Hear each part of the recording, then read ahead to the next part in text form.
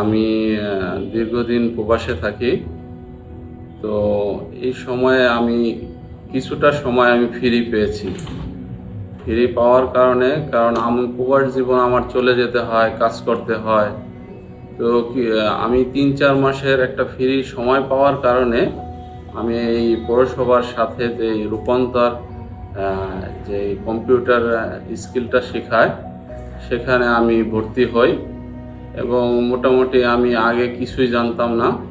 এখন মোটামুটি সিভি বানানো, তাই কীভাবে এক্সেল, ওয়ার্ড এগুলো ব্যবহার করতে হয়, সিভি বানাইতে হয়, তারপর বাংলা টাইপিং করতে হয়, এগুলোর কিছুই আমার ধারণা ছিল না। এখন আমি মোটামুটি সিভি বানাইতে পারি। তারপর লেআউট কীভাবে করতে হয়, তারপর ডিজাইন কিভাবে করতে হয়, এগুলোর মোটামুটি আমার একটা ভালো ধারণা হচ্ছে।